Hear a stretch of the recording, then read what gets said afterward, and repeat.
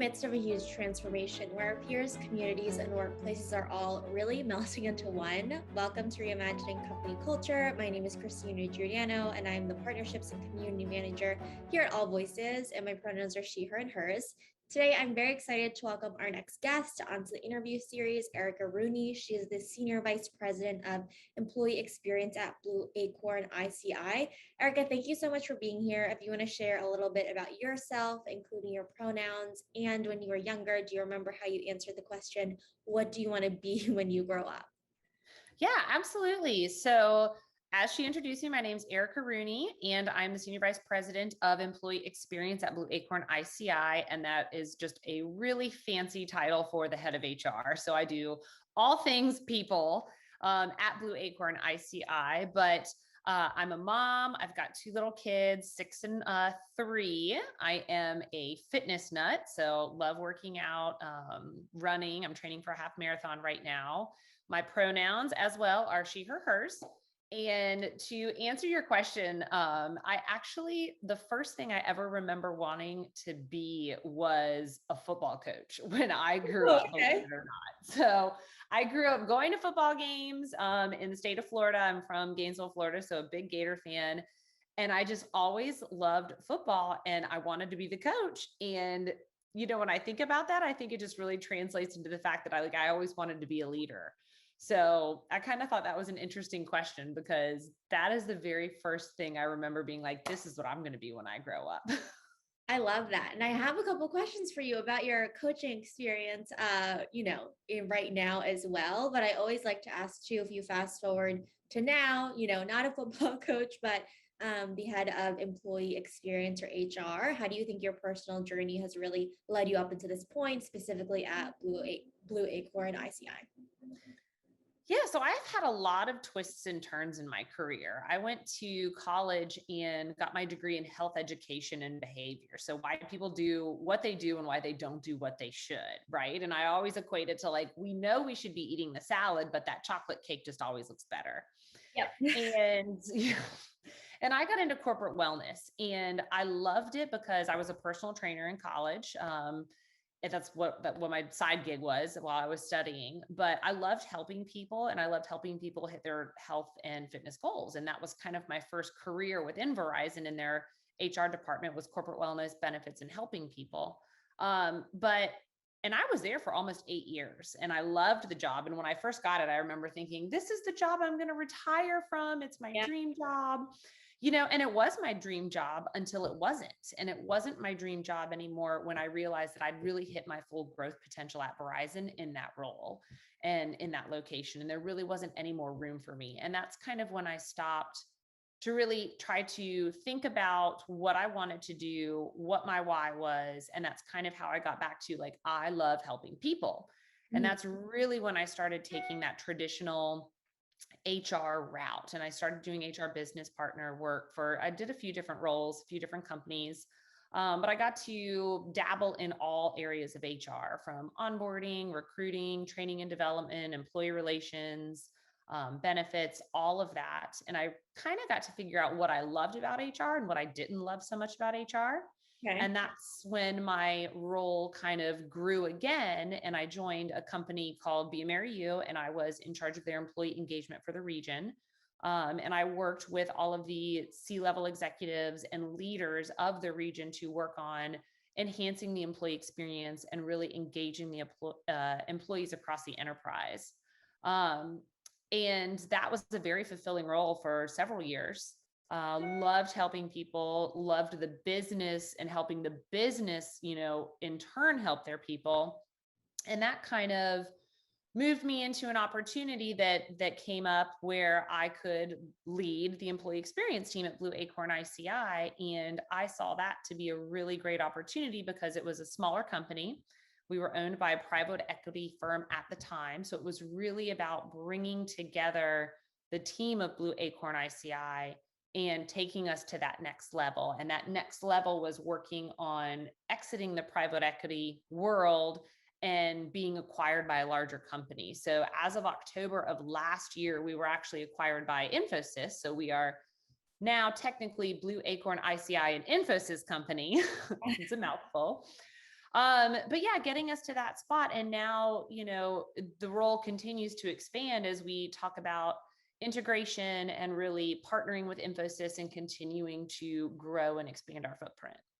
So a lot of twists and turns, but the common theme of helping people, helping the business, helping C-suite executives has always really been that common theme that has helped me get to where I am.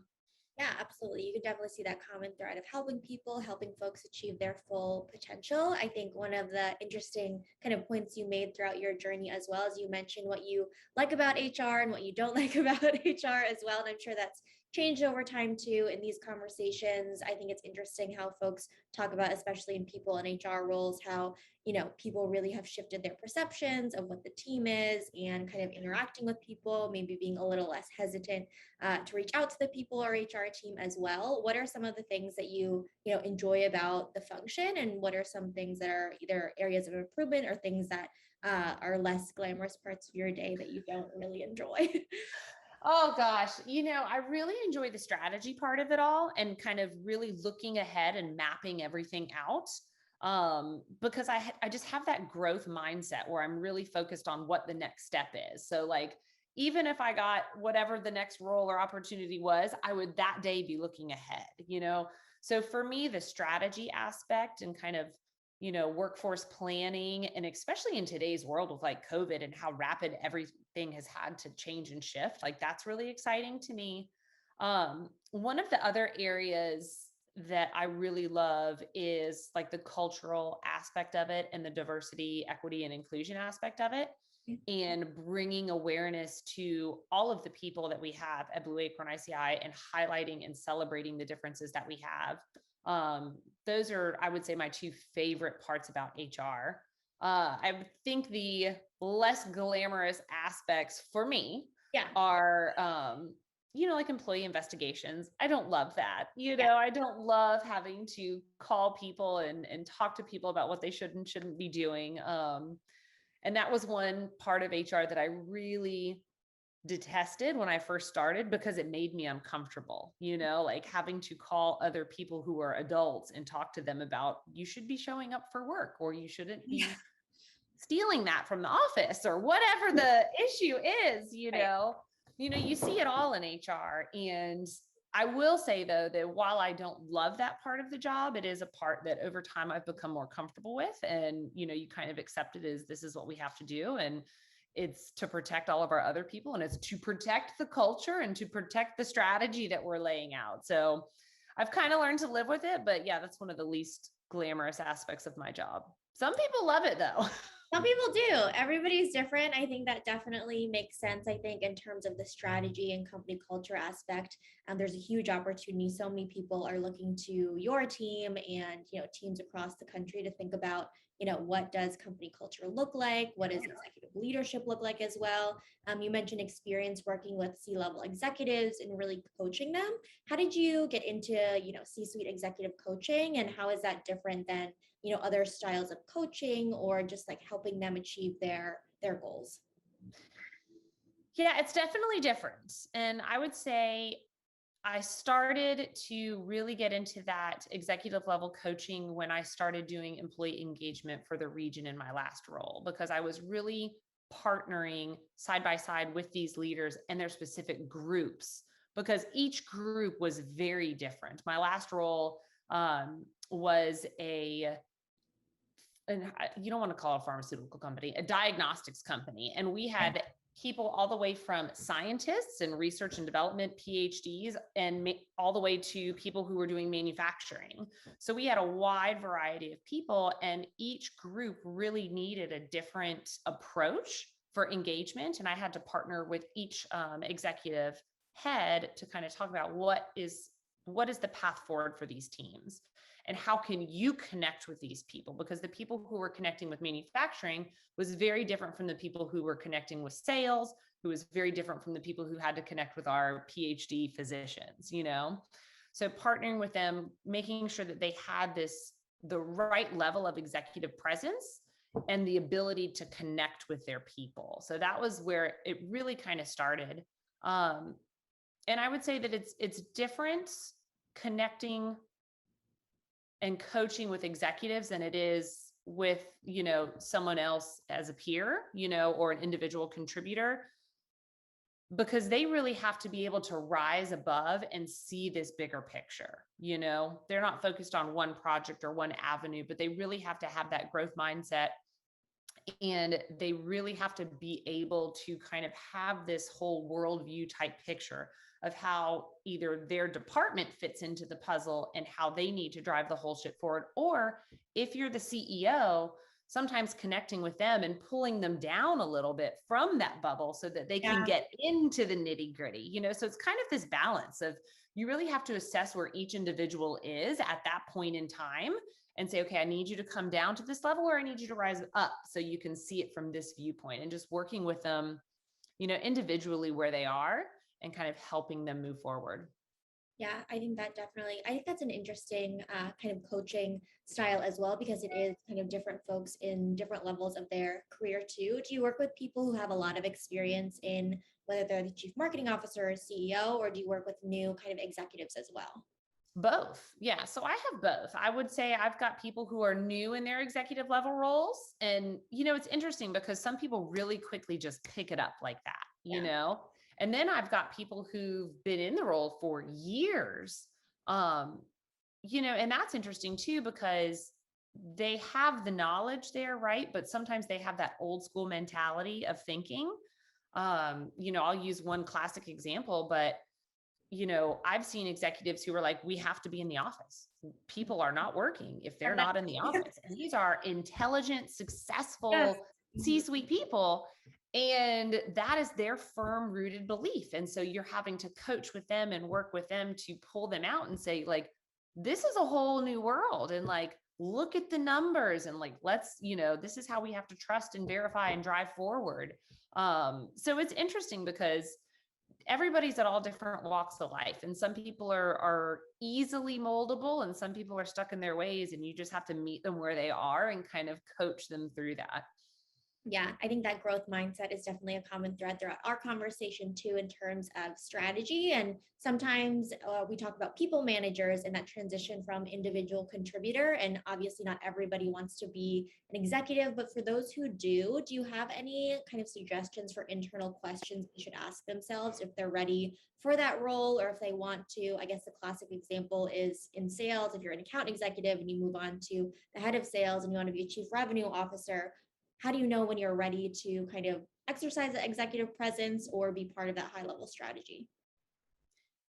I would say that every person that is looking to move into that role really needs to internally ask themselves these few questions that I'm about to say, but also ask people who are close to them, who will give them honest feedback.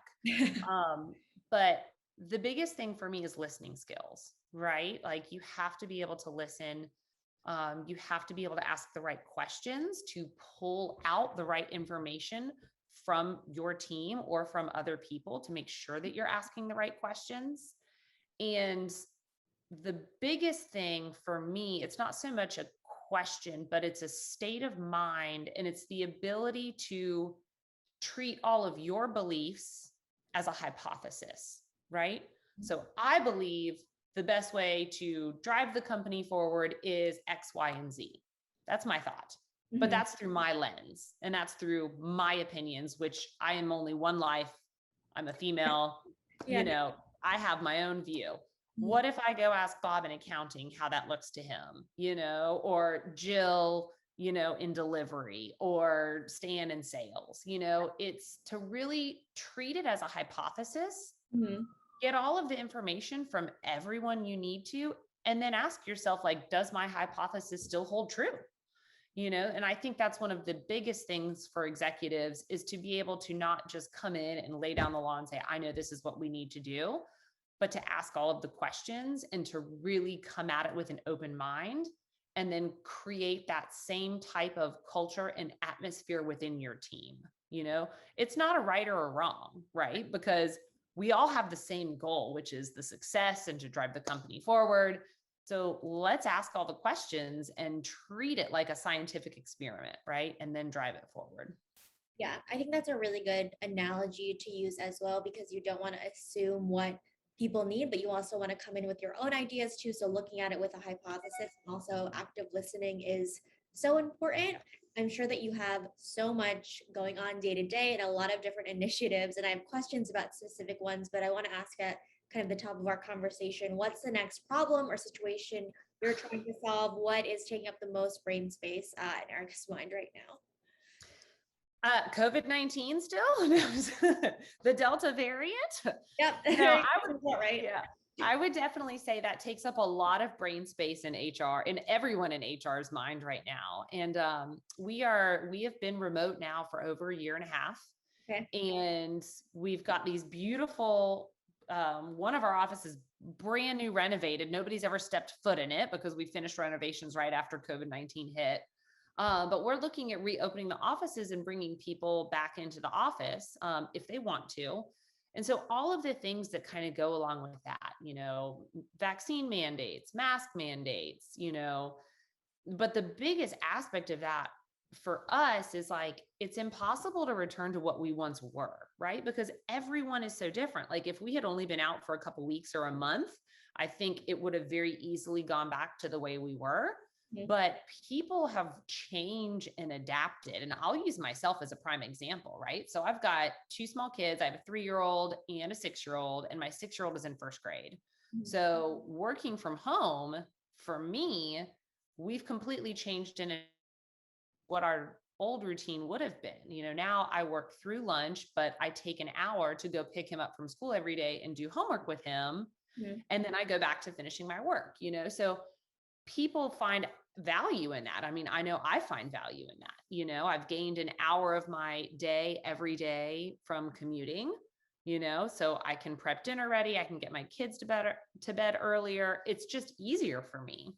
Mhm. And I think for a lot of people, that was a very hard realization that we were not going to go back to what we once were, right? So then how do we change our operating model, our culture, to number one, make sure people feel safe and comfortable coming into the office if they want to. And number two, if they don't want to, what does that look like? How do we change how we collaborate now that we have some people who will be in the office and some people who won't be in the office? How do we make that okay for everybody? So that's a lot of what goes on in my headspace right now. We did do a survey for everybody to see who wanted to come back and who didn't. And we did find that the majority of people don't want to come back right now. Yeah. For a lot of them, it's health concerns. They're just still not sure. They don't know who's vaccinated. They just don't want to get out. They've got small kids. For other people, it's a quality of life thing for them. They say they have a better work-life balance now that they're home, so that takes up a lot of headspace. I mean, that's enough right there. Absolutely. And I hear a lot of people talking about the flexibility of working from home and redesigning Yeah. your personal schedule as well. And talking to leaders too about how they've innovated over the past almost 2 years now. I And know. yeah, it's absolutely crazy about, the ways in which business as usual is not the same. Can you tell us about an employee experience process, initiative, or strategy as an example of how you've innovated over the past few months? Yeah, I think for Blue Acorn iCi, we went remote. We had a bunch of little like engagement groups in all of our offices that would, as a tiny little group, do things within the office because everybody had a home base. Yeah. Very few people were truly remote in different parts of the US where we didn't have offices. So we really engaged through connections like birthday celebrations and, Yeah. potlucks and chili cook-offs and things like that. And that's how it was historically done, right? And so when we all went remote, we kind of stopped and said, okay, how are we going to continue to drive this connection, right? Because so many people craved and missed that human connection that wasn't a Zoom meeting. What could we do?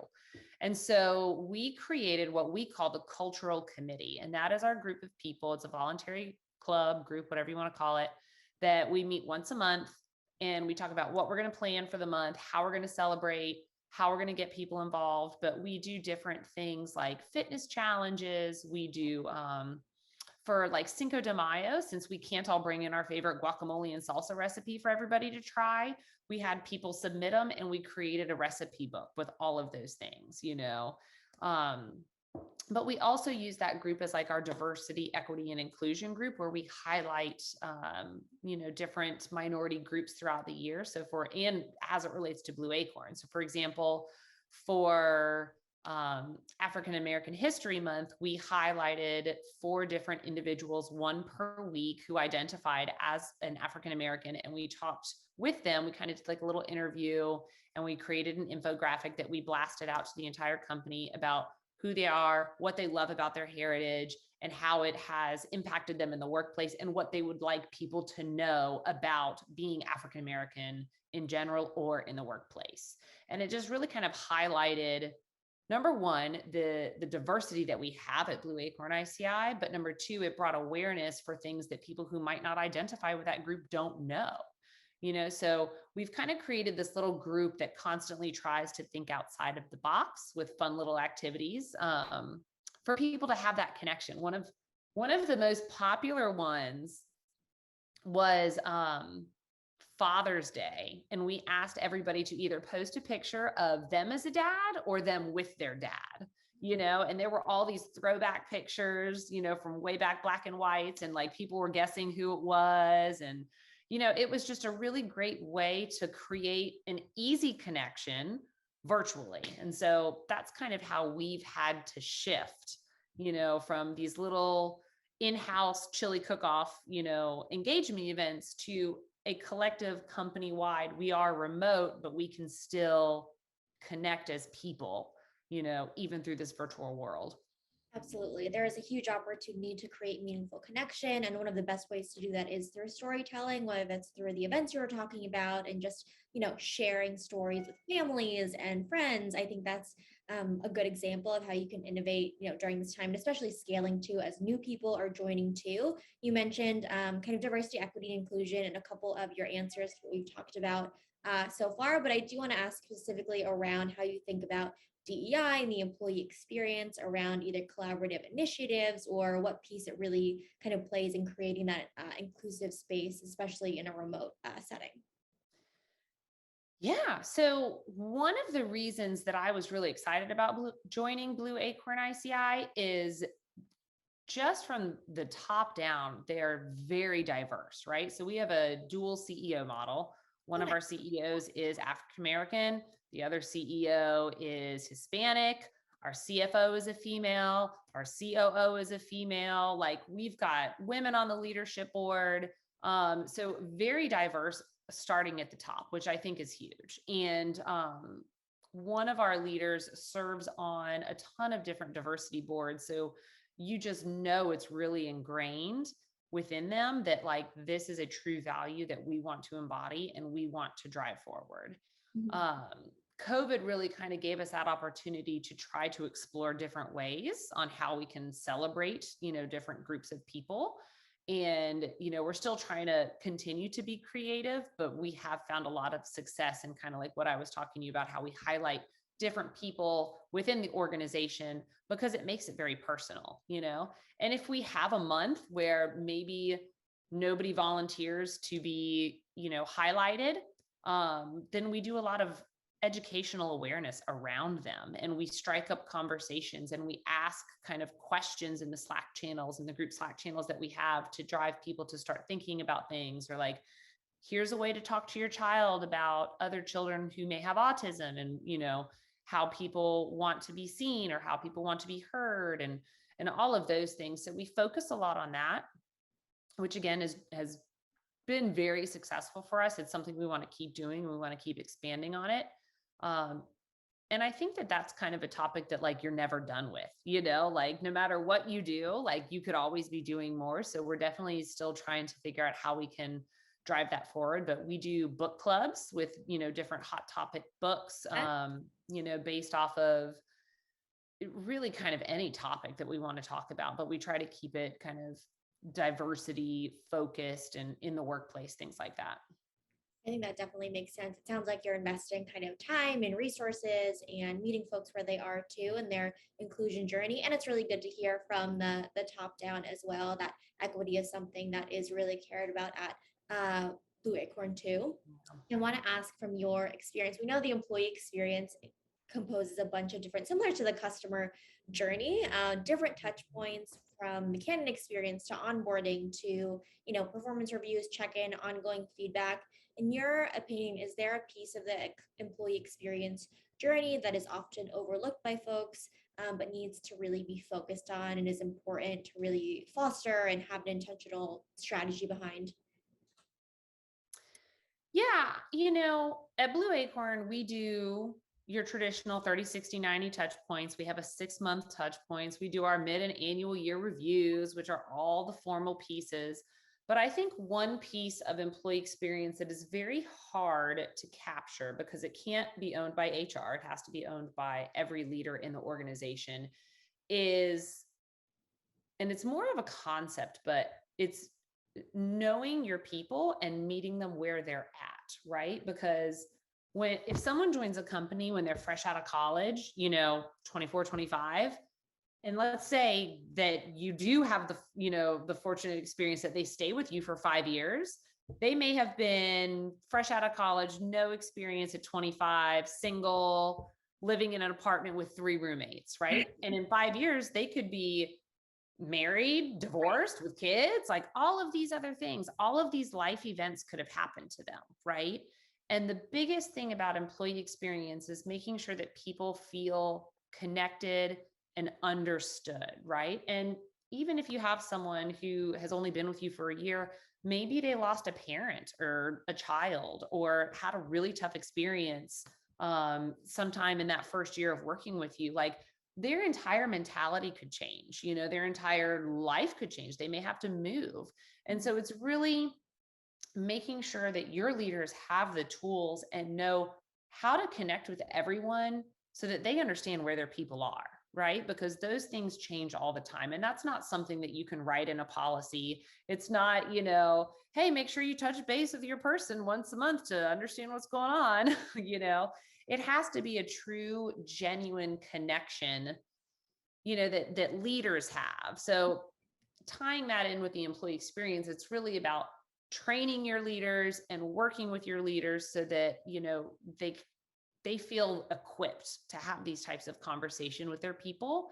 And then they also know how they can support them. And if they don't know how to support them, who do they go to figure out how to support them? Like all of those things are important. But I have seen so many leaders who are really great at checking all the boxes that you tell them they have to do from a policy standpoint.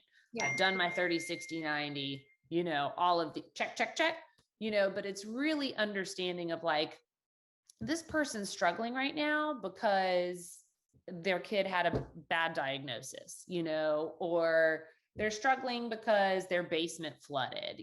It could be anything, that happens in life, but I think that is the part of the employee experience that is missing in a lot of areas, especially with COVID-19, where you don't see people face to face in the office. You may not see how they, what emotions they're wearing on their face all day, or, if they're being sluggish or if they're being super excited, they just got some great news. But yeah, it's hard to really capture because it's not a policy. It's not a checkbox, it's a constant touch base with people. But to me, that is probably one of the most important pieces of the employee experience. Absolutely. It's that meaningful connection too. And I think in order to share the information that is going on in different stages of your life as well, you have to have that trust, you have to have that vulnerability model and really lead with empathy. Do you have any advice, especially for maybe first-time people managers, or you're meeting your manager on a weekly basis, but you're not seeing them all the time, like you said, emotions on your faces, but you know that someone is disengaged? What is the best approach to re-engage them on your team? Yeah. So I think if you're a new leader or you have a new team member, get the basics down, right? So whenever I get a new team member, I always ask them, like, how do they like to be communicated with? Mm-hmm. And how do they like to communicate to me? So maybe they don't love Zoom. Maybe they would rather pick up the phone and call.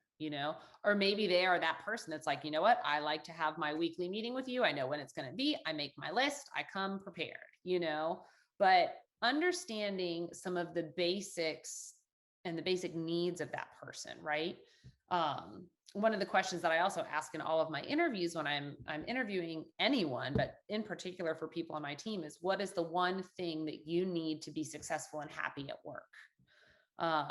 And a lot of times it's communication. That's the answer I get a lot. Communication, transparency, clear expectations, but I make sure to really listen to that. And then when they start with me on my team, I go back to it and I say, hey, in the interview, you told me this was the one thing that you needed. What does that look like for you? And I really try to understand what that looks like for them and what they mean when they say communication, right? Because that could mean a plethora of different things. So to me, it's getting to know those building blocks and getting to know your people on an individual level. Some people may never want to tell you about their personal lives, and that's fine. Other people, they're going to want to vomit the whole thing out to you, and that's also fine. But it goes back to what I said earlier about meeting people where they're at and understanding, kind of their mentality and how they like to be communicated with. What was the second part of your question? It was just around how you kind of re-engage when you notice that they are disengaged for whatever reason, if they're willing to share, if they're not willing to share. Yes. How do you re-engage people? Honestly, it depends on the situation, right? Like if they're having a tough time, it's take what you need, like work will be here when you get back. We will cover for you. We will do whatever. And sometimes some people just need that support. Other times people say, you know what, I need to be here. I need to go ahead and do what I can.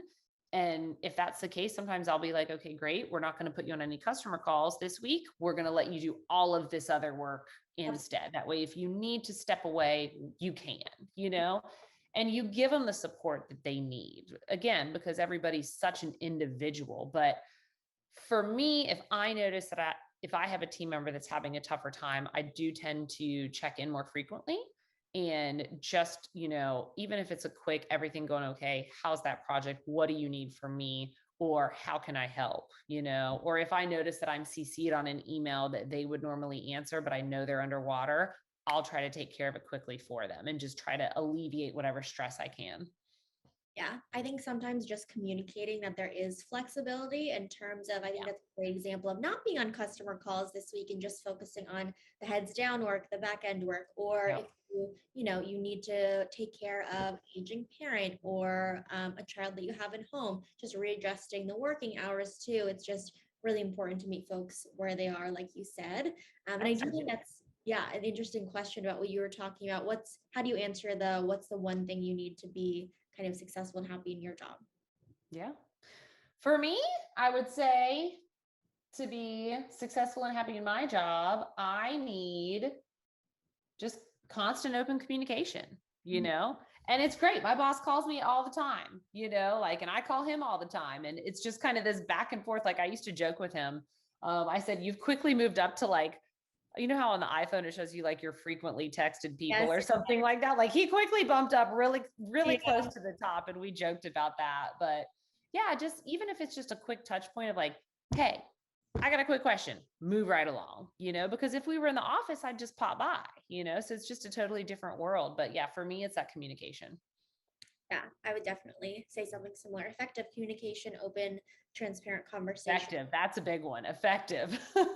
Yeah. And I think that goes back to your earlier point too. Like, what do you mean when you say communication? What do you mean when you say like checking in with people? Because that could mean so many different things, and having language and definitions is important.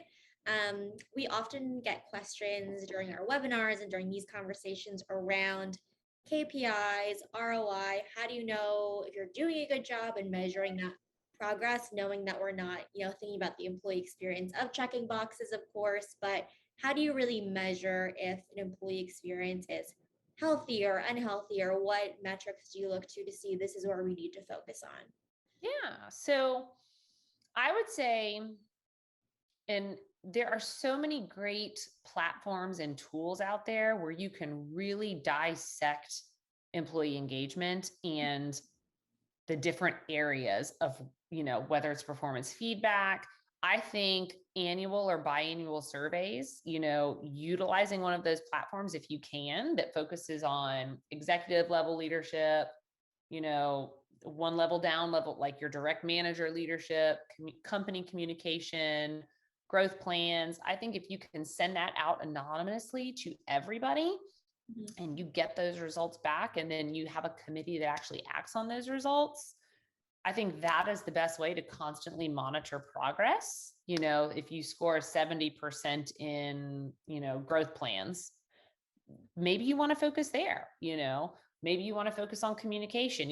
I don't know. It's going to be different every time you issue that survey where it lands. But I have found that those types of surveys really provide great insight. And I mean, in today's world, the platforms that they have out there, you can really drill down to all the way to direct manager. And you can really highlight some areas with, Bob in accounting really struggles with X, let's get him some leadership coaching and work on that. I think those are phenomenal. I do also, of course, like every other HR person, like to focus on turnover, I like to focus on tenure, how many people are staying and for how long, which is also interesting in today's market because the world is so different today.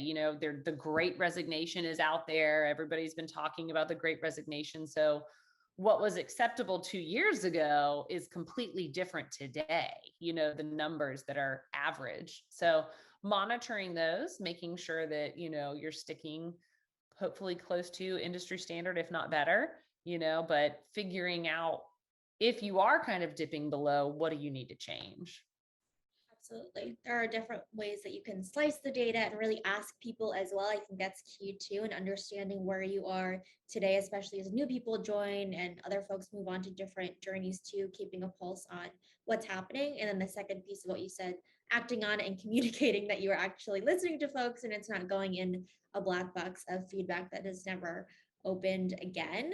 Is there anything, Erica, that I either didn't ask you that you want to share with folks who are listening, or maybe a key takeaway that you hope people bring with them after they, leave for the rest of the day? Yeah, I think for me, employee experience is such a fancy term, I suppose, but it's really about knowing your people and meeting them where they're at. Everybody in your organization is at a different walk of life. They've got different things going on.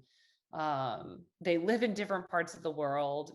Everything is so different right now that I would encourage every leader and anyone who wants to be a leader to really focus on everyone as an individual and meeting them where they are and helping them get to the next spot, whatever that may be, and I've talked with people about this. Is like, I'm a very growth-minded person. I'm always into like, what's the next step? There may be somebody who just had twins. They don't want to grow anymore right now because they're focusing on their family. And so it's important to be able to see that and identify that and help them through that, but know that my path is going to be different from someone else's path, and no path is alike, but they're all great, so really just remembering to meet people where they are and helping them in any way possible. This is a crazy world we live in. It is still crazy. People are still trying to figure out what the new normal is. So everyone just needs to be gracious and be kind and, do their part to make it a better place. Do their part to make it a better place, have those two-way conversations with people as well, since everybody has so many things going on with work, especially, but also, with everything else. Like you said, everyone's in a different spot, and show yourself some grace and others, which is really great. Yes. Erica, thank you so much for being on Reimagining Company Culture. Absolutely. Thank you. Absolutely. And as a reminder for folks who are listening, at AllVoices, we believe in that employee feedback management as a requirement for the company to succeed on a whole. Have a good rest of your afternoon, everyone.